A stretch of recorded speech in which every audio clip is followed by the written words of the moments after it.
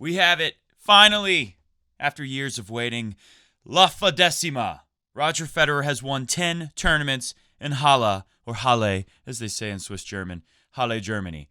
What's crazy to me is that many people, now not long after Rafa had just handled Roger in straight sets at the French Open, but many people who are big Fed fans were already starting to say things to me like, well, I don't know, Matt, winning Wimbledon, I don't even know if Roger's going to win in Halle. And people really thought this. They really thought, well, I don't understand how you can see Rafa beat someone badly on clay and not understand that this is totally different. Grass is totally different. We're in a different world now, and it just happens to be the world of Roger Federer.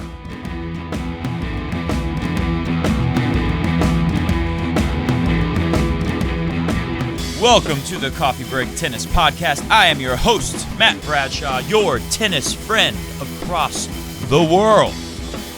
Very happy to be here today. Of course, if you watched the last show, I said there was a lot going on this weekend for me, so we have not much time today at all, really. But I'm going to do my best to talk about all the stuff I saw. I watched a bit of Queen's Club this week, but I watched tons of Halle. And I had predicted a Matteo Berrettini Federer final as soon as I saw the draw. And we almost got it. But the Gopher, who I used to call Cousin Fed, because when he plays his very best, he borrows some things from the Federer, the Djokovic playbook. Will take the ball very early. Will hit some excellent spots with his serve. That's not a very powerful serve, but if you hit spots and you take the ball early, you can finish people pretty quickly. You can hold serve pretty easily. We see David Goffin play like this when he's at his best. And he did beat Roger Federer was that the last time they played? At the World Tour Finals 2 years ago, 2017 World Tour Finals in November. We saw David Goffin beat Roger Federer there. And one of the things we noticed was that Roger Federer's average ground stroke speeds had fallen off. So let's take a look at this. I had to grab this for you. And we're going to go through all my graphics and stuff. I would usually spread this out throughout the show, but we're going to go through all of it first so I can edit it in very quickly on the beginning and then just trust myself to have done a good job and not screwed anything up for the rest of the podcast. And I won't even have to listen to it. We can just export the file and put it on the YouTube. But take a look at this. This is from 3-2 in the match. Already showing from the tournament average, Federer's gone up 10 kilometers per hour speed on the forehand average pace. And it says topspin, meaning when he doesn't slice. Because if you keep in drop shots where speed goes way down, it would drop the average. So they took those out, which is good. And on the backhand side, he goes up 6. So, that's not like a crazy big number, 6 kilometers per hour. But clearly, Federer and the team remembered what happened last time that Cousin Fed beat Roger. And they made sure that didn't happen by coming out and swinging away on those ground strokes and imposing the will. Not a whole lot of slicing on the backhand from Roger Federer either. Really just wanted to step in, take that backhand early and bust it, and sure did take it early. Take a look at this. Here's Federer's rally hit points after his serve. And you can see most of them are inside the court. There's only a few that are fairly, far behind the baseline, although it's a little over 1 meter. Nothing like what Rafa and team do. Here it is averaged together, so you can just get an idea compared to Goffin. Now, Matteo Berrettini, who was my pick to get through, he still played very well. You should watch that match if you've not seen it. Him and Goffin have a great match. Sasha Zverev and him have a great match, although Sasha Zverev in the very end, what has he been doing all year? Throws in a couple double faults when he absolutely does not need that to happen. Federer or Djokovic or even Nadal, they will come up with some aces at a pressure moment like that. A match where Nadal's hit 0 aces, you'll see him in a little danger towards the end, and he'll put in his first ace on like break point down or something. Right? We see stuff like that all the time. We see Federer do it a lot. He'll come up with multiple aces when he needs it. And he had to in the first set against Goffin today. There were a few service games in that first set where Roger got into trouble, and not so much like a ton of aces came out, but hitting spots and taking the ball early to finish quickly. That happened a lot. Anyways, look at the average. So Goffin, he beat Berrettini by stepping way in and taking the ball super early. He basically played Berrettini the way Federer would. You're going to have a lot of aces. There's going to be a lot of serves you can't handle. But if you step in and you take that return early and catch it before it has a lot of angle to get away from you, and you stand tough in the rallies and take the ball very early and impose your game as much as possible. Don't let the other guy get to set up. Don't let him catch his breath. That's what he did against Matteo Berrettini, and it worked. And Berrettini, who didn't lose a set in Stuttgart, and I don't think he's lost a set here. So Berrettini, when he lost that first set with the Gopher, I believe it was a tiebreak in the first set where he had the mini break more than once, and Goffin kept coming back. It was like after that, Berrettini lost his feeling of, I'm invincible, and the second set, not as good. But Federer did it right back to Goffin. Federer imposed his game all over Goffin and didn't allow Goffin to have much breathing in the rallies. And the Federer serve, it got better and better as the match went on. It was very good in the tiebreaker, in the first set tiebreaker for Federer. So a couple more graphics. Let's just get through here so I don't have to edit anything beyond 6 minutes in. All-time win-loss record, Federer's getting close to Jimmy Connors, right there at second place. What a number. Djokovic still in the 800s, Nadal in the 900s. All-time ATP Tour titles on grass. Federer has 19. I have a strong feeling. I still believe he will get to 20 this year, meaning he's going to win Wimbledon. Bill Tilden and Pete Sampras, 10. That's second. All-time? Is this all-time? Counting everyone? Yeah, there's Fred Perry. This is all-time. Okay, so Federer is now almost double the two guys who are tied at second place. 10. Pretty amazing. And the all-time win-loss record on grass, I heard that Federer's already passed Jimmy Connors and that this is wrong. But if the ATP is putting it up on their matches, then I trust it. Okay, what else? Any other stats that are important?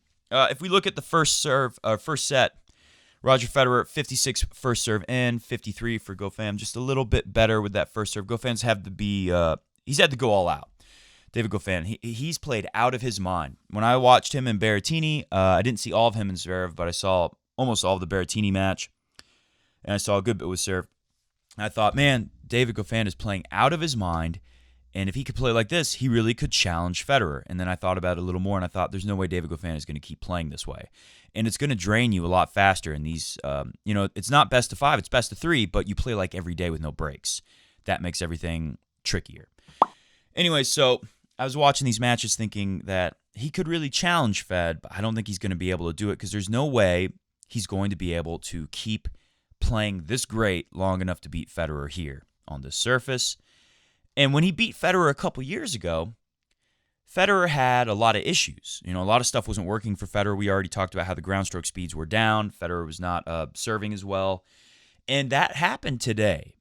And you saw Federer get very angry. He started yelling a bit, which is kind of crazy. You see the end of the match, and he's all smiles with a big trophy. But let me get some coffee, by the way. Oh, that's good. He's all smiles with a giant, oversized Halle trophy. One of the most beautiful trophies in the history of the sport, really. Our great sport, tennis. So he's got the big trophy. He's all smiles. But early in the first set, or midway through the first set, Roger was kind of screaming. He was very upset. And it's because he knew he was already falling into the pattern of poor play that he couldn't get away with when he played Goffin last time and lost to him. He felt it, and he quickly reversed it. Only 5 aces in the first set, but they were important aces. I believe Roger was down love 40. The first point, this is at maybe like 2-all or something like that. Fairly early in the set, 2-3, something like that. And Federer erases the first love 40 break point with an ace. The next 2, he just hangs into the rally. A little fortunate that Goffin makes an error in both of those points. But, Federer's holding his ground, taking the ball early, hitting the ball with good pace off the forehand and backhand. No slicing at this point. He does start breaking out the slice to give Goffin some different looks later. And that saved the day for him. And then the serve started working again, came up with a couple good spots to get out of trouble. I think at deuce he hits another ace, or at least he hit a great spot where the ball was so short that there's no way you're not going to put that away with your forehand or your backhand. And most of the time it was a forehand. Federer finds a way to make it a forehand after the first serve goes in pretty frequently. 83% win on first, 70 for Goffin. 72 on the second for Goffin, and 63 for Federer. We cannot say enough about how good the Federer second serve has been this whole week. It's really been pretty amazing. Winners to unforced errors, 16-9 for Fed, 12-14 for the Gopher. Oh, man, this is a lot of graphics deep into the video. Hopefully I can clean that up. Anyway, so let's get on to a couple things I wanted to talk about, and then we'll get out of here. One of the things main point I wanted to make was, look who's winning on grass. Now, this match is still going. Gilles Simon is serving 2-3 in the third set against Feli Lopez, who, ironically, I noticed in the tiebreaker in the second set, Gilles Simon was hitting to Lopez's forehand over and over and over and over. It was almost like he didn't want to see that slice. And so I took note of guys who are doing well in grass so far. Matteo Berrettini has won in Stuttgart. Mannarino won in Rosmalen, Schertagenbosch. And now Federer has won the bigger, more important 500 in Halle. And I picked Lopez to win because I like these old guys. But, it wouldn't shock me if Gilles Simon hangs in here. But it's a lot. It's asking a lot. Just like it was asking a lot for David Goffin to do all the extra leg work that's required for these smaller, undersized guys, or guys like Pierre-Hugues Herbert. Herbert, who's, I think he's actually the same height as Federer, but not as much power on any of his shots. So I took some notes here. Let me see what I wrote down here. I said, look who's winning on these fast grass tournaments. Big, powerful guys. Felix Auger-Aliassime, Berrettini. But not just any old big, powerful guys. Big, powerful guys who are playing consistently, and they're making smart decisions on shot making. They're picking the right shots. They're not doing some dumb stuff. Another thing we notice, smaller guys. Mannarino, David Goffin. Herbert is not a smaller guy, but maybe you could say he plays like a smaller guy. He seems a less stronger guy. He has a less power guy. Gilles Simon, another, obviously. These guys, they have to be very consistent. That's how they win all the time. They're all court players. They have to be smart about shot-making decisions. They don't have the luxury of the big guys who can do some dumb stuff and then hit a ton of winners and get away with it, make it all right, make it all better. And it's the only way they win. Now, you put them on grass. The low bounces might bother the big guys more than them. They have to play this consistent way with smart decisions all the time. But here, the speed of the court makes it easier for them to finish, to hit a winner, or just to hit a ball that's too much for the opponent to do anything other than pop up and you get an overhead, how points play out on the tour. Another thing, guys who play great at the net. Federer, Nico Mahut, big win over Wawrinka. Mahut came very close to beating Gilles Simon. They had a crazy match. Herbert, great player at the net. Feli Lopez, who is 3-all, 30 love serving right now in the third set. He very well could win this title. And he hasn't had much success anywhere this year. He's been a guy who's been very frustrated when you watch him play on his losses. Also, guys with a great slice backhand. Matteo Berrettini, he's two of these things. He is a big, powerful guy who's been very consistent lately. Who knows if he's always going to play like this, but he's been the most consistent player on tour for the last few weeks, or however long since Stuttgart started. And he's making a lot of smart decisions, and he has a great slice backhand. Berrettini gets a lot of action on his slice backhand. It's pretty tremendous to see. Federer, obviously, Lopez, these are guys with great serves, and they're guys who play great at net. Federer is a guy who kind of plays like the big, powerful guys. He's not as powerful as them, but he hits the spots so well, and he's more powerful than a Goffin Mannarino. So my big point is, look who's winning the matches that matter the most. Look who's winning the bigger tournaments. They're guys who have multiple factors here. Mannarino won in Rosmalen, but you put him in a bigger field, maybe he doesn't do as well if he comes against better players. Tsonga was very impressive. Berrettini obviously has been unbelievable. Felix Auger-Aliassime, they've been unbelievable. But these older experienced guys like Feli Lopez, who beats FAA, like Federer, who beats everyone here, these guys, they've got enough power and they've got great serves. They hit great spots with their serves. They make great decisions. They're very good with their shot-making decisions, and they can play very consistently on the surface. They move very well. And, FAA, Felix Auger, or Auger, some people are saying his name's Auger now. I don't know what to think. I don't care. He has incredible movement, too. But something to be said for Federer and Lopez, who a little more experience moving on grass. Look at Tsitsipas. He has some of the best movement on tour, but he keeps slipping and sliding and falling. Clearly, he doesn't have that kind of comfort level moving around in grass like a Feli Lopez or a Roger Federer, who really know where they want to be. It seems like they can get there even earlier than these guys who are younger and faster. Both of them have a great slice backhand. Both of them are great at the net. So it's no surprise that they're doing very, very well. And another thing I was thinking about watching these matches is everyone in tennis has their day. Tsonga, in 2008, at the Australian Open semifinal, he destroys Rafa. Djokovic beats Federer pretty handily. Federer's got the mono, so we can't blame Federer there. But the way Tsonga beat Rafa, I remember, this is 11 years ago, so I'm like a 22-year-old. And I'm watching this thinking, well, this is it for Rafa. He's never going to win on a fast court. Now we got these young guys like Tsonga and Djokovic coming up, and Rafa will never beat them, maybe on clay. And, boy, was I wrong. Rafa wins the Australian Open the very next year. Tommy Haas had a great day in 2009 at the French Open, and Federer beat him. It wasn't enough. Tsonga, great day in 2011 at Wimbledon. He wins. Tsonga, pretty great day this week in Halle. Not enough. Federer wins. The beauty of the big three is how they bring something close to their best every day. And when they don't, they fight and fight and fight, and they still win more often than they lose. They just fight until they can get close to their best stuff. And some days they never get close, but they find a way to win. And honestly, most of the time, they bring a level that's unreal. So this is how I have such a comfort level going into Wimbledon. We're only about a week away from Wimbledon, and I'm pretty confident that Roger Federer is going to win. Now, Roger Federer has served overall, on average, especially the second serve. He's served well enough to win Wimbledon this year, I think.